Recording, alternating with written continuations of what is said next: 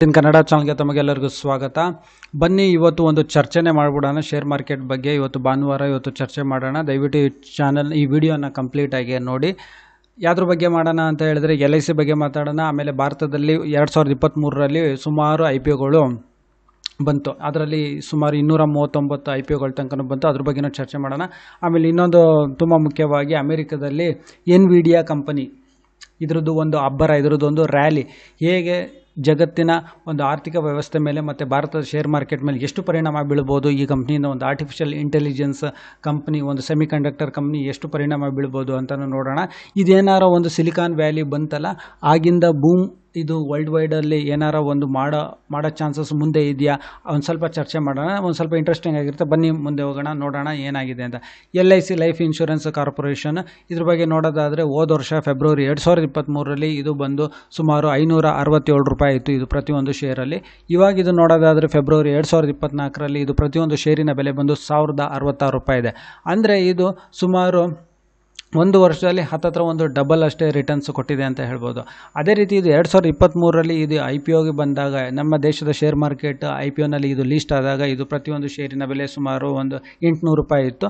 ಅಲ್ಲಿಂದ ಇವಾಗ ನಾವು ತೊಗೊಳ್ಳೋದಾದರೆ ಸುಮಾರು 29% ಅಷ್ಟು ಇದು ರಿಟರ್ನ್ ಕೊಟ್ಟಿದೆ.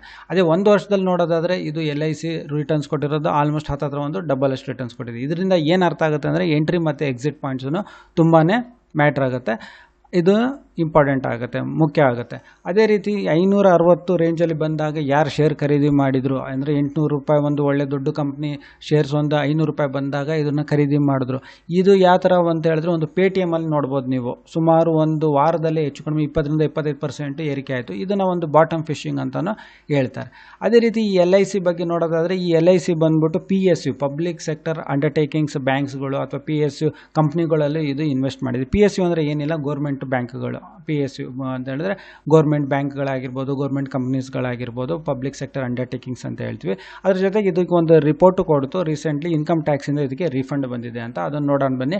Life insurance corporation of India ಹೇಳುತ್ತೆ, ಈ ರಿಪೋರ್ಟ್ ಕೊಟ್ಟಿದೆ 21,740 ಕೋಟಿ ಅದಕ್ಕೆ ಇನ್ಕಮ್ ಟ್ಯಾಕ್ಸಿಂದ ರೀಫಂಡ್ ಬಂದಿದೆ ಅಂತ, ಫೆಬ್ರವರಿ 2024. ಅದೇ ರೀತಿ ಜೆಫ್ರೀಸ್ ಏನು ಹೇಳುತ್ತೆ ಅಂತ ಹೇಳಿದ್ರೆ, ಜೆಫ್ರೀಸ್ PSU ಅಂದರೆ ಪಬ್ಲಿಕ್ ಸೆಕ್ಟರ್ ಅಂಡರ್ಟೇಕಿಂಗ್ಸ್ನಲ್ಲಿ ಇನ್ನೂ ಈ ಸ್ಟಾಕ್ಸ್ಗಳಲ್ಲಿ, ಇನ್ನೂ ಈ ಬ್ಯಾಂಕ್ಸ್ಗಳಿರ್ಬೋದು, ಈ PSU ಕಂಪ್ನಿಗಳ ಸ್ಟಾಕ್ಸ್ಗಳಿರ್ಬೋದು, ಇನ್ನೂ ಒಂದು 40% ಮುಂದೋಗೋ ಚಾನ್ಸಸ್ ಇದೆ, ರ್ಯಾಲಿ ಮಾಡೋ ಚಾನ್ಸಸ್ ಇದೆ ಅಂತ ಹೇಳುತ್ತೆ. ಯಾರಿದು ಜೆಫ್ರೀಸ್ ಅಂತ ಹೇಳಿದ್ರೆ, ಈ ಜೆಫ್ರೀಸ್ ಅಂದ್ಬಿಟ್ಟು ಅಮೆರಿಕನ್ ಮಲ್ಟಿನ್ಯಾಷನಲ್ ಇನ್ವೆಸ್ಟ್ಮೆಂಟ್ ಬ್ಯಾಂಕ್ ಮತ್ತು ಒಂದು ಫಿನಾನ್ಷಿಯಲ್ ಕಂಪ್ನಿ. ಇದರಿಂದ ಏನಾಯಿತು, LICಗೆ ಒಂದು ಒಳ್ಳೆ ಸಪೋರ್ಟ್ ಸಿಕ್ತು. ಅದೇ ರೀತಿ PSU ಬ್ಯಾಂಕ್ಗಳು, PSU ಸೆಕ್ಟರು ಚೆನ್ನಾಗಿ ಮಾಡ್ತಾ ಇದೆ, ಹಾಗಾಗಿ ಇದರಲ್ಲಿ ಒಂದು ಏರಿಕೆ ಕಾಣಿಸ್ತು. ಹಾಗೆ ಮುಂದೋಗೋಣ ಬನ್ನಿ. IPO ಭಾರತದಲ್ಲಿ 2023 ನಾವು ನೋಡೋದಾದರೆ ಒಂದು IPOಗಳ ವರ್ಷನೇ ಅಂತಲೇ ಹೇಳ್ಬೋದು ನಮ್ಮ ಶೇರ್ ಮಾರ್ಕೆಟಿಗೆ. ಸುಮಾರು ಇದರಲ್ಲಿ 60 ಮೇನ್ ಬೋರ್ಡ್ IPOಸ್ಗಳು ಬಂತು, ಸುಮಾರು 179 SME IPOಸ್ಗಳು ಬಂತು. SME IPOಸ್ಗಳ ಬಗ್ಗೆ ಹೇಳ್ಬಿಡ್ತೀನಿ. SME IPOಸ್ ಅಂದರೆ ಇದಕ್ಕೆ ಅಪ್ಪರ್ ಸರ್ಕ್ಯೂಟ್ ಇರುತ್ತೆ, ಅಂದರೆ ಅಪ್ಪರ್ ಲಿಮಿಟ್ ಇರುತ್ತೆ 25 ಕೋಟಿ ಅಂತ. ಇದು ಲಿಸ್ಟಿಂಗ್ ಆಗಿ ಏನು ಶೇರ್ಸ್ಗಳು ಸೇಲ್ ಆಗ್ತವೆ, ಇದು ಮ್ಯಾಕ್ಸಿಮಮ್ ಬಂದು ಇದು 25 ಕೋಟಿಯಷ್ಟು ಹೂಡಿಕೆ ಮಾಡಿಸ್ಕೋಬೋದು, ಇದು ಹೆಚ್ಚು ಕಡಿಮೆ. ಇದಕ್ಕೆ ಅಪ್ಪರ್ ಲಿಮಿಟ್ ಇರುತ್ತೆ. ಅದೇ ಮೇನ್ ಬೋರ್ಡ್ IPOಗಳಿಗೆ ಡಿಪೆಂಡ್ಸ್ ಆಗುತ್ತೆ, ಅವರವರ ರೆವಿನ್ಯೂ ಮತ್ತು ಅಕೌಂಟಿಂಗ್ ಮೇಲೆ ಡಿಪೆಂಡ್ ಆಗುತ್ತೆ. 25 ಕೋಟಿ ಥರ ಇದಕ್ಕೆ ಯಾವುದೇ ರೀತಿ ಲಿಮಿಟ್ ಇರೋದಿಲ್ಲ, ಬೇರೆ ಥರನೇ ಇದನ್ನು ಮಾಡ್ತಾರೆ, ಅಂದರೆ ಜಾಸ್ತಿ ಇರುತ್ತೆ ಇದರದ್ದು. ಅದರಲ್ಲಿ 60 ಮೇನ್ ಬೋರ್ಡ್ IPOಗಳು. ಈ ಮೇನ್ ಬೋರ್ಡ್ IPOಗಳಲ್ಲಿ IREDA ಕೇಳಿರ್ತೀರ, ಇಂಡಿಯನ್ ರಿನ್ಯೂಬಲ್ ಎನರ್ಜಿ, ನಮ್ಮ ಶೇರ್ ಮಾರ್ಕೆಟಲ್ಲಿ ಇವಾಗ ಟ್ರೇಡ್ ಆಗ್ತಿದೆ, ಸುಮಾರು 150 ರೂಪಾಯಿ ಮೇಲೆ ಹೋಗಿದೆ ಇವಾಗ.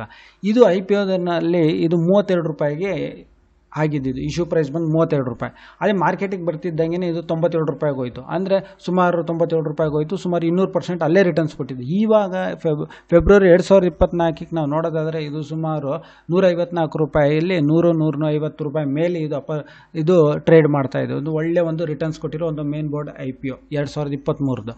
ಅದೇ ರೀತಿ ಮೋತಿಸನ್ ಜ್ಯುವೆಲರೀಸ್ ಅಂತ ಬರುತ್ತೆ, ಇದು ಬಂದು ಇಶ್ಯೂ ಪ್ರೈಸ್ ಬಂದು 55 ರೂಪಾಯಿ ಇರುತ್ತೆ, ಮಾರ್ಕೆಟ್ ಪ್ರೈಸ್ ಬಂದಾಗ ಇದಕ್ಕೆ 93 ರೂಪಾಯಿ 50 ಪೈಸೆ ಬರುತ್ತೆ.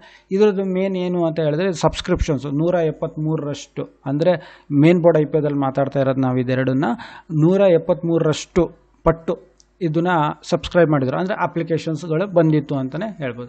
ಬನ್ನಿ ಮುಂದೆ ಹೋಗೋಣ. ಇವಾಗ ಹೋಗೋಣ ಅಮೇರಿಕದ ಶೇರು ಮಾರ್ಕೆಟಲ್ಲಿ NVIDIA ಕಂಪ್ನಿ. ಏನು NVIDIA ಕಂಪ್ನಿ ಬಗ್ಗೆ ನೀವೆಲ್ಲ ಕಡೆ ಕೇಳ್ತಾ ಇದ್ದಾರೆ, ಏನಿದೆ NVIDIA ಕಂಪ್ನಿ, ಏನು ಮಾಡುತ್ತೆ, ಇದರಿಂದ ಏನಾಗುತ್ತೆ.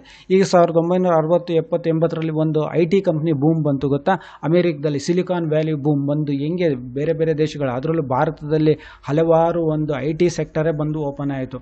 ಅದರಿಂದ ಏನಾಯಿತು, ಆರ್ಥಿಕ ವ್ಯವಸ್ಥೆ ಇರ್ಬೋದು, ಇಲ್ಲಿನ ಸ್ಟಾಕ್ಸ್ಗಳಿರ್ಬೋದು, ಅದ್ರ ರಿಲೇಟೆಡ್ ಹೇಗಾಯಿತು, ಅದೇ ರೀತಿ ಇನ್ನು ಮುಂದಿನ ಬೂಮ್ ಜಗತ್ತು ಯೋಚನೆ ಮಾಡ್ತಿರೋ ಪ್ರಕಾರ ಒಂದು artificial intelligence. Nvidia company shares ನೋಡೋದಾದರೆ ಫೆಬ್ರವರಿ 2023 $235 USD ಅಂದರೆ US ಡಾಲರ್ಸ್ಗಳಾಗಿತ್ತು, ಯುನೈಟೆಡ್ ಸ್ಟೇಟ್ಸ್ ಡಾಲರ್ಸ್ಗಳಾಗಿತ್ತು. ಅದೇ ಇವಾಗ ನಾವು ನೋಡೋದಾದರೆ ಇದು ಸುಮಾರು 788 ಹತ್ತತ್ರ ಒಂದು 800 ಅಮೇರಿಕನ್ ಡಾಲರ್ಸ್ಗಳು 2024 ಫೆಬ್ರವರಿ. ಈ ಥರ ಒಂದು ದೊಡ್ಡ ರ್ಯಾಲಿನೇ ಮಾಡಾಕಿದೆ ಇದು ಎನ್ವಿಡಿಯಾ ಕಂಪ್ನಿ. ಈ ಥರ ಒಂದು ರ್ಯಾಲಿ ಮಾಡೋದು ಅಮೇರಿಕನ್ ಶೇರ್ ಮಾರ್ಕೆಟ್ನಲ್ಲಿ ಸ್ವಲ್ಪ ಸ್ಲೋ ಆಗಿ ಆಗುತ್ತೆ, ಬಟ್ ಇದು ಬೇಗ ಮಾಡ್ತಾ ಇದೆ.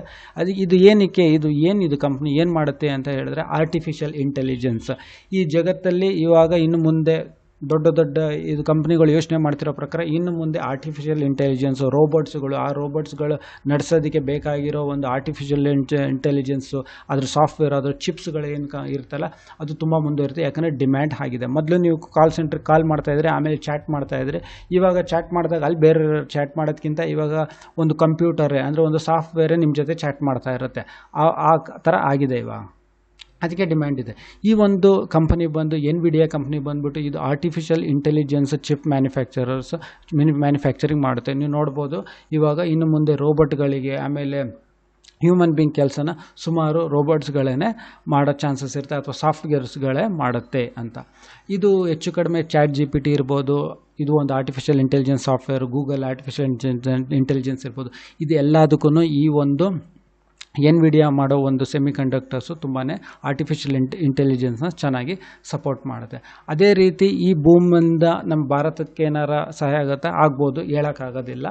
ಆದರೆ ಈ ಬೂಮು ಎನ್ವಿಡಿಯಾದು ಯಾವಾಗ ಅಮೆರಿಕದ ಶೇರ್ ಮಾರ್ಕೆಟ್ನಲ್ಲಿ ಒಂದು ರ್ಯಾಲಿ ಶುರು ಆಯಿತು, ಇಲ್ಲಿ ಭಾರತದಲ್ಲಿ ಕೆಲವೊಂದೊಂದು ರಿಪೋರ್ಟ್ ಬಂದಿರೋ ಪ್ರಕಾರ ASM ಟೆಕ್ನಾಲಜೀಸ್ ಇದು ಒಂದು ಸೆಮಿಕಂಡಕ್ಟರ್ಸ್ ಮಾಡಿಕೊಡುತ್ತೆ.